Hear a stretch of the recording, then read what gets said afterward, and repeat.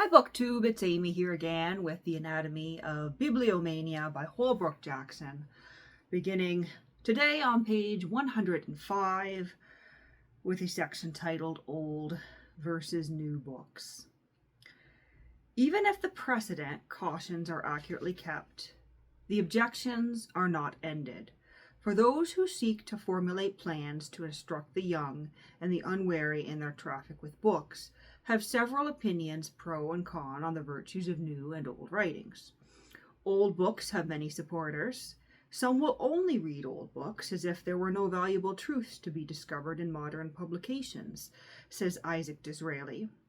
Hazlitt cannot understand the rage manifested by the greater part of the world for reading new books, and he is amazed that so many people would as soon think of putting in old armor as of taking up a book not published within the last month or year at the utmost.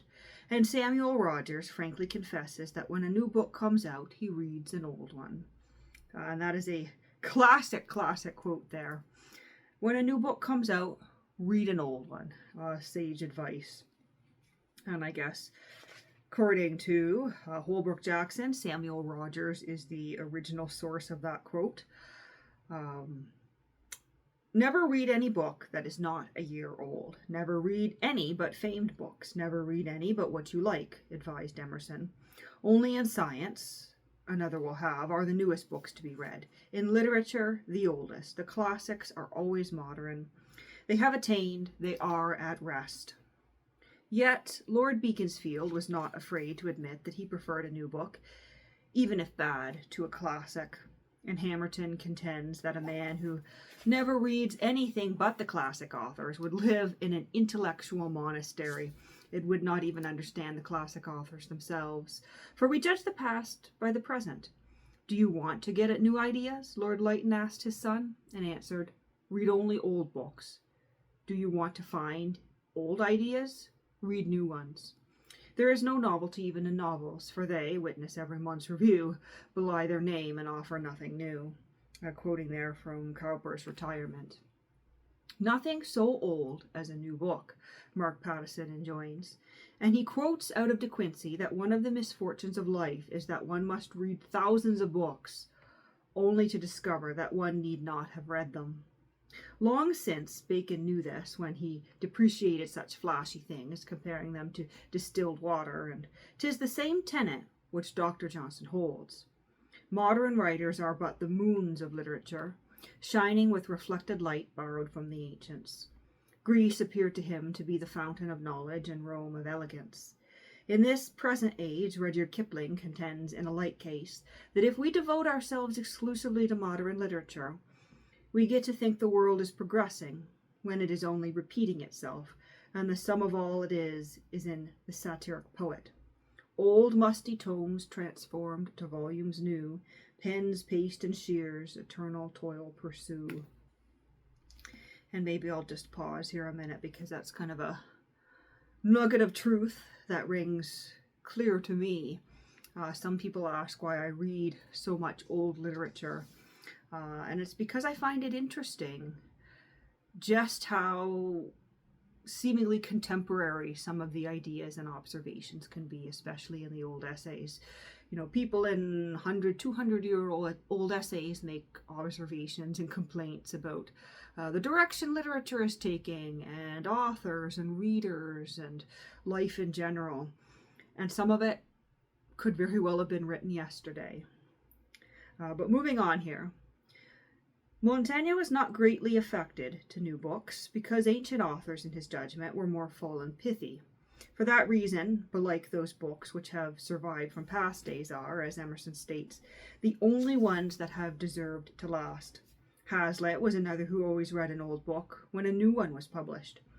I hate to read new books. There are 20 or 30 volumes that I have read over and over again, and there are only ones that I have any desire ever to read at all.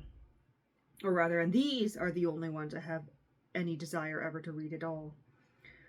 One would imagine, he adds, that books were like women, the worse for being old, that they have a pleasure in being read for the first time, that they open their leaves more cordially, that the spirit of enjoyment wears out with the spirit of novelty, and that after a certain age, it is high time to put them on the shelf. Yeah, no thanks. Dr. Johnson dilates at large in his essays, conversation letters, read his copious idlers and ramblers, on the superfotation, this teeming of the press in modern times. And although he gives us to understand that we must read what the world reads at the moment, doing so is prejudicial to good literature. Because as Hazlitt will have, the taste for literature becomes superficial as it becomes universal and is spread over a larger space. Rather than follow in the train of the insatiable monster of modern reading, Charles Lamb would forswear his spectacles, play at put, mend pens, kill fleas, stand on one leg, shell peas, or do whatsoever ignoble diversion you shall set him to do. Alas, he expostulates, I am hurried on in the vortex. I die of new books, or the everlasting talk about them. I faint at Longmans. I sicken of the constables. Blackwood and Cadell have me by the throat. And he relieves himself with honest John Bunyan, or Tom Brown, or Tom anybody, so long as they are not of this whiffling century. This century, this literary pruescence after new print, says Harrison, unmans us for the enjoyment of the old song chanted forth in the sunrise of imagination. There is a fashion in reading as well as in dress which lasts only for a season, and many new books without discrimination, from vanity to say they have read them, to be in the swim. Or rather, goodness, that didn't make sense. There is a fashion in reading as well as in dress which lasts only for a season, and many read new books without discrimination, from vanity to say they have read them, to be in the swim. It is a mania with some to read only those books which have lately come from the press, for the sole reason that they are new. And of all odd crazes, says Birrell, the craze to be forever reading new books is one of the oddest. You can only imagine what Birrell would think of many of the creators here on YouTube and the BookTube community with their craze for the newest book. Many lesser men are full of such relations, agreeing with the learned Chinese bibliographer Chai Yun, who catalogued the Imperial Library at Pekin, when he declared that everything worth saying had been said, if we only knew where to find it. For out of the old fields, as men saith, cometh all that new corn from year to year, and out of old books, in good faith, cometh all this new science that men leer. More ado, saith Montaigne, to interpret interpretations than to interpret things, and more books upon books than upon any other subject. Commentaries swarm, but of authors there is no great penury. None the less looked round upon his books, among which are, willy-nilly, several such echoes and distillations. He confesses with a glint in his wise eye that he may presently borrow from another of such botterly patricotes, not familiar with that word, men that he plods not much upon, wherewith to enamel his treatise of the physiognomy, goodness gracious, words.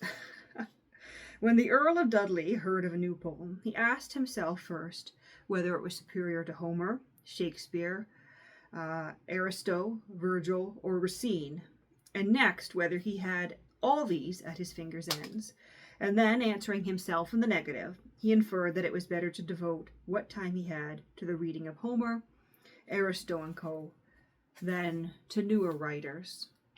The good poet Gray, writing to Benjamin West, May 8, 1742, exonerates himself from sending news of the present because he converses as usual with none but the dead, his old friends, who almost make him long to be with them. And he goes on with a relish, I have finished the Peloponnesian War, much to my honour, and a tight conflict it was. I have drunk and sung with Anacreon for the last fortnight, and am now feeding sheep with Theocritus, and quitting his figure because it is foolish, I have run over Pliny's epistles, and Martial, not to mention Petrarch. James Russell Lowell finds not only a sense of security in old books, but a feeling of seclusion in having a double wall of centuries between them, and the heats and clamours of contemporary books, and he dilates luxuriously on the sensuous delights of ripe old authors, tasting them as a connoisseur tastes a rare old vintage. How limpid, he rejoices, seems the thought, how pure the old wine of scholarship that has been settling for so many generations in those silent crypts and Valerian amphora of the past. The voices of the past come from the morning fields rather than the paved thoroughfares of thought. Old books have sucked colour and ripeness from the genial autumns of all the select intelligences that have steeped them in their love and appreciations. These quaint freaks of russet tell of Montaigne, these stripes of crimson fire of Shakespeare, this sober gold of Sir Thomas Browne, this purpling bloom of Lamb. In such fruits we taste the legendary gardens of Alcinous and the orchids of Atlas. New books, objects Austin Dobson, have, for the time being, neither part nor lot in our past of retrospect and suggestion. Of what we were, of what we like or liked, they know nothing, and we, if that is possible, know even less of them. Whether familiarity will breed contempt, or whether we will have rather come home to our business or bosom, are things that lie in the lap of the fates. Old books, on the other hand, are memorable by length of tenure, propinquity, even by patience under neglect. We may never read them, but it would be a wrench to part with them, as all good bookmen know, for as Lionel Johnson has said, we live in time, and the past must always be the most momentous part of it. Peace, for I loved him and love him forever. The dead are not dead, but alive. He quotes out of Tennyson, and infers that what is true of loved humanity is true also of loved humanities, the high expression of man's mind, as Augustine said of the Christian faith. Here is a beauty both old and new, only a starveling imagination is so hampered by the accidents of any ancient excellence that it cannot concern, or rather discern, the essence which is dateless. And so they go on with a sense of the sacredness of authorship and a lively reverence for that which is beautiful with the patina of the ages, as many more have done in all times, and not least Alfonso of Aragon, who, as Bacon records in the Apodriums, was wont to say in commendation of what is ripe with age, that this quality appeared to be the best in four things: old wood to burn, old wine to drink, old friends to trust, and old authors to read.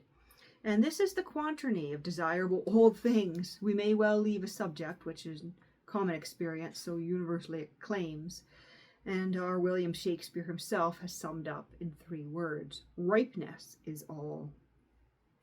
Quoting from King Lear there. That is what they all mean when they claim that there is no joy, no comfort, no sweetness, no pleasure in the world like that of a good book, and that all these are augmented if that book be old as well as good, for none but a zany of learning would set a value upon age per se. Against such folly are wholly unmindful of contemporary, or rather, against such folly Tacitus warned when he said that we extol the productions of the ancients, but are wholly unmindful of contemporary merit. And Montaigne also, when he argued against the folly that makes us run after strange and scholastic examples, deeming truth to be nothing wiser by being more aged. But it is not, he asks, that we rather seek the honour of allegations than the truth of discourses? As if we were more to borrow our proofs from the shop of Vasconson or Plantin than from what we daily see in our village. Quoting from essays by Seckham. A pitfall into which no bookman this side of Bibliomania would slip did he remember also that in no sense can antiquity, privilege, and error or novelty prejudice the truth. John Ruskin came near the truth when he said all books are divisible into 2 classes, the books of the hour and the books of all time. And Oliver Goldsmith meant no less when in the civilization of the world he reckoned up that the volumes of antiquity, like medals, may very well serve to amuse the curious, but the works of the modern, like the current coin of a kingdom, are much better for immediate use. The visits we pay to the former are like those we pay to the great, But our acquaintance with modern books is familiar, giving more inward satisfaction, like sitting with a friend, which doubtless is what they all intend when they advise, expound, expostulate, and argue against this theme. Lux long alia est solus et lincorium. Translating to, there is a wide difference between the light of the sun and that of a lamp, from Cicero. And I've lost my spot. Where was I? There I am. There is good and bad in all books, whether old or new, and Hamerton detects jealousy in the persistence with which contemporaries belittle the older writers, yet he holds that for knowledge the best authors are always the most recent, that our methods have gained in precision since Milton's time, and that although Shakespeare and Milton can still fill our imagination richly, modern writers can do so much. Hazlitt again would sum up the matter in an irony, hinting that survival is a test of merit. I do not think altogether the worse of a book for having survived the author a generation or two, he argues, yet I have more confidence, he confesses, in the dead than in the living. I am not entirely with him in that, though. I would say that Lionel Johnson, Take Me With You in Spirit, Ancients of the Art, or rather I would say with Lionel Johnson, Take Me With You in Spirit of Ancient Arts, the crowned, the sceptered, whose voices this night chant a Gloria in Excelsis, flooding the soul with a passion of joy and awe. For as he explains, the voices of the day must wait for their consecrate authority, and confirmed applause till time, the jest, shall please.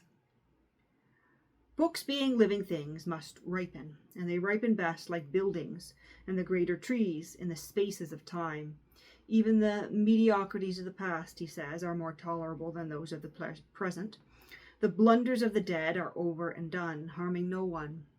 The blunders of the living are a danger and a nuisance, which is as it should be. De mortiis nil nisi bonum. But who can speak of all or account for all times, and what may happen in them? Great writers have been born and become classics since many of the authorities upheld the past, each in his time, and no one shall say what the future may hold. There is more day to dawn, the sun is but a morning star, and although it may well be an economy to read old and famed books, as Emerson advises, the company of the masters is a roll long closed and complete.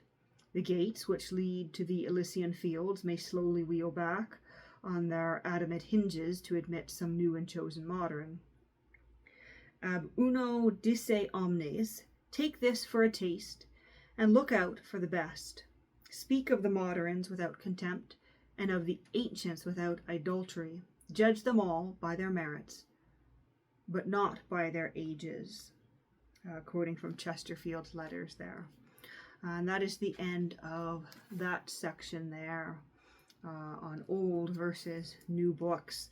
And I think the advice here is to read both the old and the new in consideration of the merits that both have to offer. But we'll leave it at that for today.